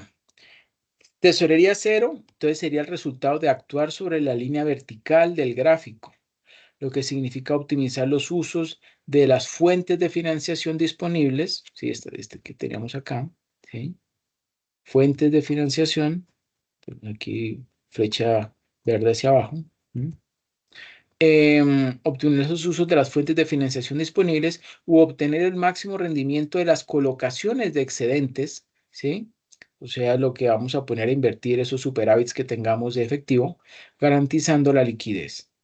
En la medida de lo posible, la definición de los flujos de entrada y flujos de salida en cuanto a magnitud o monto, frecuencia e instrumento, vendrá influida por factores sobre los que en algunos casos no tendremos poder de decisión. ¿Cuáles son los factores que influyen en la definición de los circuitos de cobro y pago? Vemos allí en la figura número 2, ¿sí? Esa que tenemos ahí a mano derecha, representa la cadena de factores que definen el mecanismo final que refleja la actividad de la empresa, que es el cobro y el pago. Se da como definido e inamovible el factor sector y posición de mercado, este de color naranja, sector y posición del mercado, y se comentará brevemente lo demás. Entonces, primero, política, que está allí en color violeta. Política de ventas y crédito a clientes. Esta política viene en gran parte determinada, como se indica en el gráfico, aquí, por factores como el sector donde la compañía desarrolla su actividad, su posición de mercado respecto a sus competidores y sus propios objetivos estratégicos. No obstante, teniendo todo ello en consideración, no está de más concienciar al área comercial de la importancia de la optimización en los circuitos de cobro, en tanto que una reducción en los plazos redundará en una mejora tanto en el balance como en el resultado de la compañía. La deseable reducción del periodo de cobro puede venir no solo de una reducción del plazo concedido a clientes, factor muchas veces definido por el mercado, sino que también puede lograrse a través del análisis y redefinición de los circuitos administrativos internos, que van desde la captación del pedido hasta la gestión del instrumento de cobro. ¿Sí? Ahora venimos con la política de compras y stocks. Política de compras y stocks. Cabe aquí un razonamiento análogo al anterior, añadiendo además el hecho de que la política de compras vendrá fuertemente influenciada por la de ventas. A efectos de la deseable concienciación a las áreas comerciales de la importancia de plazos y procedimientos de pago, un simple cálculo del coste por día aplazado y euros en venta, o bueno, pesos en de venta o compra, en función de los tipos de interés a los que la compañía está operando, pues dará idea del impacto que tiene en la cuenta de resultados o en el estado de resultados una determinada práctica. Dado el actual panorama de tipos de interés, es evidente que el peso de este factor es menor que en épocas pasadas en términos absolutos, pero sigue siendo un elemento de comparación con nuestros competidores. Tercero, elementos definidores del circuito de cobros. En este punto incluimos tanto los plazos y formas de cobro propiamente dichos que se materializan en los correspondientes instrumentos de gestión, como recibos, pagarés, cheques, etcétera, como los procedimientos administrativos anteriores a la recepción o emisión del documento, analizables tanto en el área del cliente como nuestra propia casa. Una vez más, según nuestra posición de mercado, nuestra influencia en la optimización de los circuitos y procedimientos en casa del cliente puede ser más o menos efectiva, debiendo considerar además que lo que para nosotros es optimizar el cobro de la venta puede llegar a significar lo contrario en el caso de nuestro cliente. Como en cualquier relación con terceros, habrá elementos exigibles y otros negociables. Cuarto, elementos definidores del circuito de pagos. Asimismo, constituidos por procedimientos, plazos y formas de pago, nos vamos a centrar en los puntos tercero y cuarto, que son aquellos en los que desde el Departamento de Tesorería se puede actuar con mayor garantía de efectividad por estar directamente relacionados con su área de responsabilidad. Englobaremos en el concepto de circuito 3 puntos a analizar: procesos administrativos, plazos de cobro o pago e instrumentos de cobro o pago. Con relación a estos 3 puntos, deberemos analizar en qué medidas son mejorables, analizando el coste de los cambios y aplicar para su optimización en comparación con los beneficios obtenidos en contrapartida. Para el estudio de los medios, tanto de cobro como de pago, analizaremos los factores que se definen a continuación: la iniciativa, la operativa, el coste, la financiación y la seguridad. Según se trate de cobro o pago, algunos factores serán más importantes que otros para la decisión, pero para la mayoría de ellos, lo que desde el punto de vista del cobro es una ventaja, se tomará en inconveniente en el análisis para el pagador. Una vez más, el razonamiento nos llevará a la necesidad de negociación con terceros en cada caso. La iniciativa, planteémonos la pregunta: ¿quién inicia la acción de cobro o pago? El primer factor a analizar es de suma importancia en cuanto afecta a la emisión de los instrumentos en los que se fija importe y vencimiento. Si debemos cobrar una factura de un cliente con el que tenemos claramente establecidas y acordadas las condiciones que nos llevarán al cómputo del vencimiento, plantea ventajas obvias el hecho de que nosotros, como acreedores, seamos capaces de emitir el documento de cobro. Por un lado, mejorará nuestra gestión al tener certidumbre de la disponibilidad del efectivo con tiempo suficiente para gestionar su cobro o incluso obtener financiación en caso de necesidad.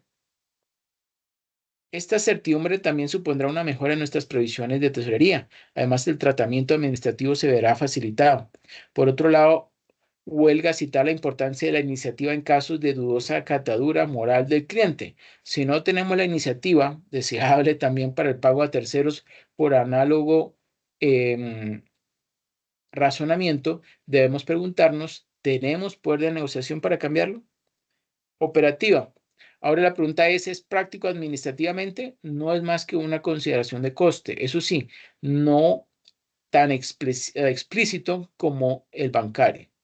Es muy distinto y los gestores de cobros nos darán la razón. Recibir un documento de un cliente y adivinar las facturas y documentos varios que cancela, que seleccionar una opción en nuestro software que nos genere un documento de cobro cancelando las facturas seleccionadas, pues no nos referiremos necesariamente a papel cuando hablamos de documentos. O sea, que hablar es de documentos, no de papel. Coste. Cada instrumento medio de pago llevará aparejados una serie de costes que se deberán analizar, distinguiendo entre costes explícitos, ¿sí?, como las comisiones bancarias, impuestos principalmente, e implícitos, entre los que destaca el concepto de float. A este concepto le dedicaremos más adelante un punto específico. Y financiación, desde nuestra perspectiva financiera, la obtenemos fácilmente en el cobro, y desde un punto de vista de servicio al proveedor, pues la facilitamos en el pago. Seguridad, especialmente importante en los medios de pago por razones obvias. No obstante, también es elemento a considerar en el cobro, ya no tanto desde el punto de vista de seguridad contra el fraude, como de seguridad desde el punto de vista de fiabilidad del circuito. Float. Si definimos float o flotante como la diferencia de días entre el inicio de una operación comercial y su liquidación efectiva, entendida como la fecha valor de abono o cargo bancario, la pregunta que en este punto debemos formularnos en el caso de un cobro es: ¿cuándo se inicia la operación de venta? Parece aceptable pensar que es en el momento en el que el cliente cursa el pedido o hace el pedido. A partir de ahí, suponiendo que la fecha de vencimiento se fija a X días desde la fecha de la factura, deberemos averiguar si son razonables los plazos de comunicación de pedidos a administración y logística para una entrega y facturación en el mismo plazo posible. Este sería un primer tramo de float, al que llamamos float comercial. Una vez facturada la venta, entramos en el tramo de float financiero, donde debe minimizarse el lapso de tiempo hasta el cobro, actuando sobre una correcta fijación de vencimientos y gestionando el cobro de la manera más eficiente posible. Gestión bancaria en la mayoría de los casos. Esta última parte del FLOAT es la que se va a valorar en las siguientes líneas. Así esquemáticamente tendremos pedido, FLOAT financiero, factura, FLOAT financiero. Primero FLOAT comercial, qué pena, pedido y factura está el FLOAT comercial y entre factura y cobra está el FLOAT financiero. FLOAT, ¿quién me ayuda leyendo por favor esta diapositiva?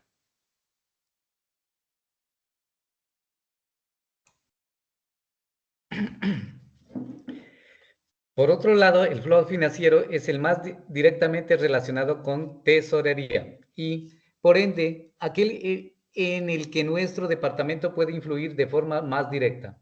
Cabe aquí tener en cuenta que dependerá tanto de circuitos administrativos internos como de condiciones bancarias negociadas.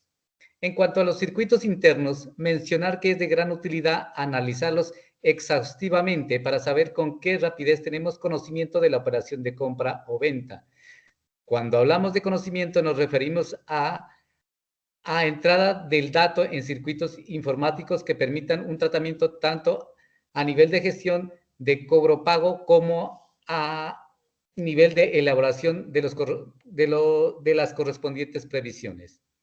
Preguntémonos también si, por ejemplo, una vez recibido un cheque de clientes, alguien lo entretiene para trámites internos, necesarios sin duda, antes de cederlo a tesorería para su ingreso. La idea que pretendemos lanzar es que, a pesar de que aquí se analizarán estrictamente documentos y medios de cobro y pago, no debemos quedarnos solo con el análisis de estos, sino también tratar de mejorar nuestras organizaciones administrativas. Muchas veces un análisis previo como el sugerido provoca mejoras en la gestión que se hacen evidentes en los resultados de la empresa. Vamos a analizar cada uno de los principales instrumentos de cobro. Transferencia. Desde el punto de vista del cobro, es el menos deseable de los medios disponibles. En la transferencia, la iniciativa es del deudor, provocando la incertidumbre de nuestro lado. Como veremos en el cheque, en el que tampoco tenemos la iniciativa, al menos decidimos la entidad en la que lo ingresamos, cosa que en la transferencia nos viene dado. Por si fuera poco, normalmente información que acompaña a la transferencia es pobre, ya que suele ser una liquidación bancaria con escaso de espacio definido a detalles de facturas canceladas. Perfecto, muchas gracias, Leonel.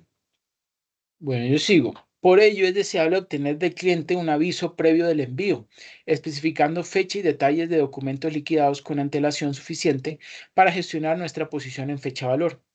En caso de necesitarlo, la fecha valor del cargo en la cuenta del cliente nos servirá para reclamar posibles retrasos en la fecha valor del abono en nuestra cuenta, ya que en principio el cliente no se ve afectado por la entidad en la que esté la cuenta de destino. Es deseable que si existe un banco común al cliente y proveedor, pues los pagos se efectúen a través de aquel, con lo que ganaremos algún día hábil en el cobro. La valoración del cargo y abono en este caso deben coincidir. En resumen, la transferencia nos provoca problemas en gestión de tesorería, ¿por qué? Por el difícil cobro de provisiones, en gestión administrativa del cobro, por la pobreza de información y coste en forma de float. ¿Por qué? Porque es difícil de controlar. Cheque. En el cheque podemos distinguir dos categorías. El cheque de cuenta corriente, conocido como talón, y el cheque bancario. Tanto si se trata de cheque emitido por el deudor como si este es emitido por banco, la única diferencia que tendremos es la garantía de su pago. Es decir, que el único factor que les diferencia es el de la seguridad. Respecto al anterior medio de pago de la transferencia, obtenemos una única mejora en el campo de la gestión, la capacidad de decidir a cuál de nuestras entidades financieras aplicamos el cobro. Otra de las mejoras que obtenemos en comparación con la transferencia es que en caso de impago disponemos de un documento emitido conforme a la ley cambiaria, con lo que ello nos reporta en cuanto a posibilidad de iniciar acciones legales para reclamar su pago. Volviendo a la comparación de las dos categorías de cheque, no aparecen más diferencias que la ya mencionada de la garantía de pago.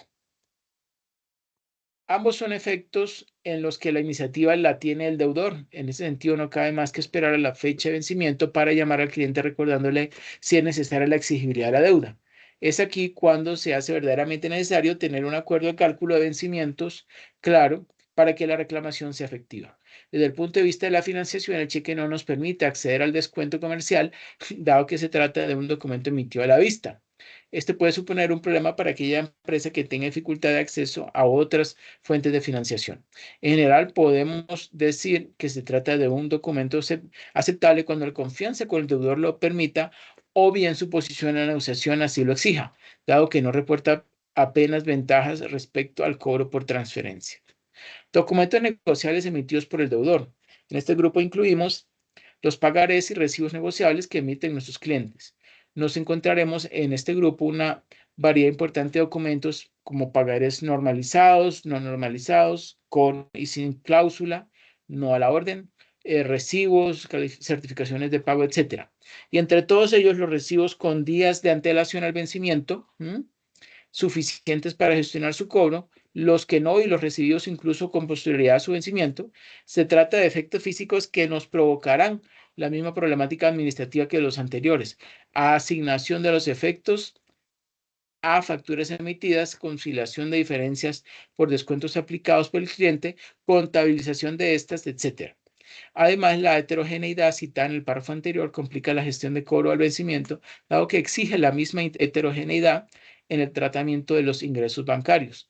Una vez más, es importante o importantísimo en estos documentos evitar el tratamiento administrativo afecte el flow financiero. Seguramente una copia de documento servirá para trámites contables, mientras que el original puede estar ya ingresado desde su recepción en la compañía. Aquí tenemos entonces un cuadro resumen de los factores de análisis en cada documento de cobro, ¿cierto? Hay unos factores como iniciativa, ¿sí? Que el instrumento de cobro pues idóneo es de transferencia, cheque, documento deudor y documento acreedor, ¿sí? Y así con los demás, iniciativa, operativa, costo explícito, financiación, ¿sí? Y seguridad, que es la reclamación jurídica del impago. Esos son los factores de análisis en documentos de cobro. Medios de pago. ¿Quién me ayuda, por favor, leyendo medios de pago? Medios de pagos. Veremos ahora la otra cara de la misma moneda.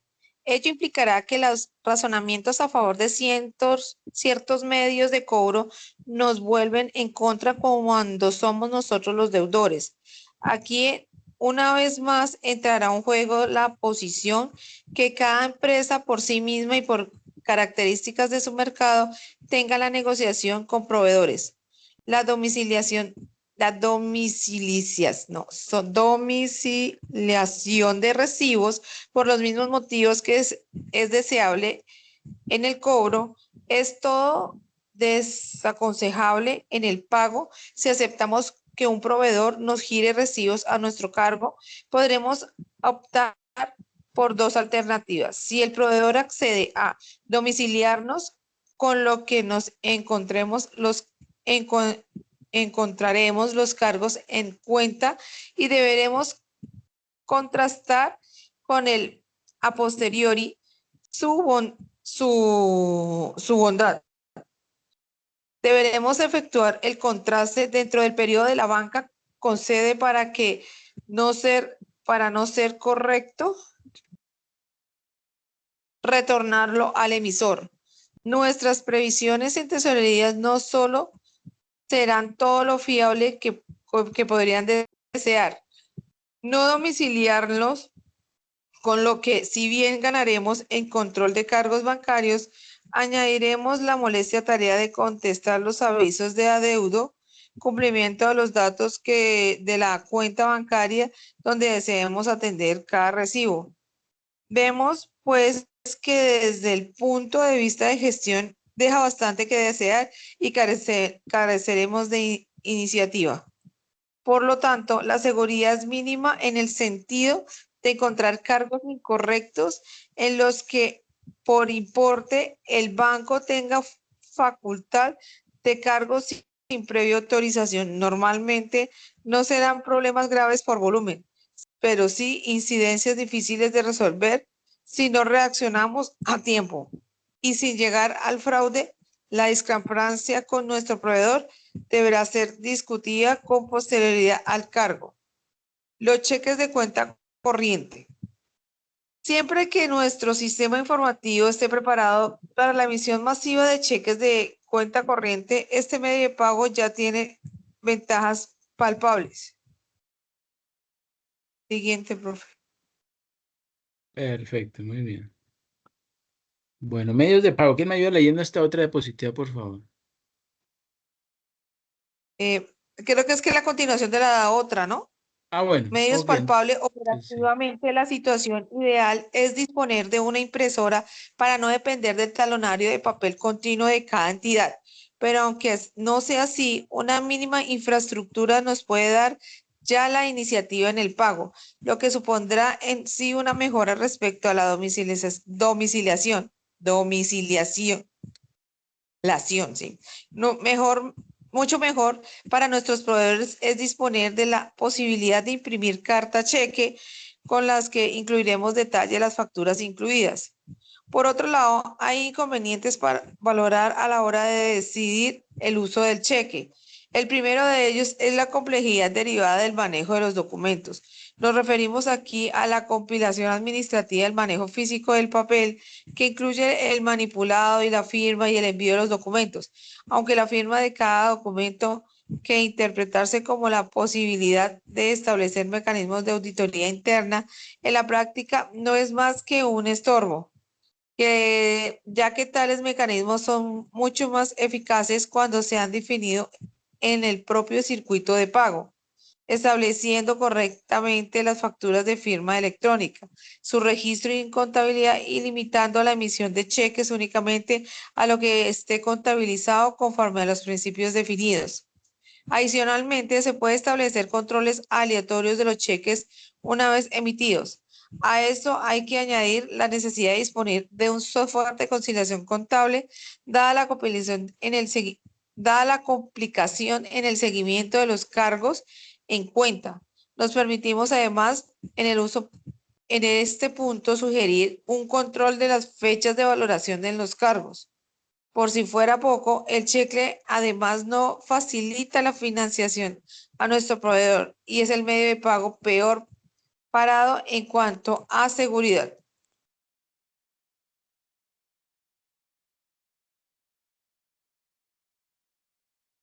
Perfecto, muchas gracias. Bueno, bueno, queda cheque bancario, tarjetas de crédito. Conclusiones. ¿Quién me ayuda, por favor, leyendo las conclusiones?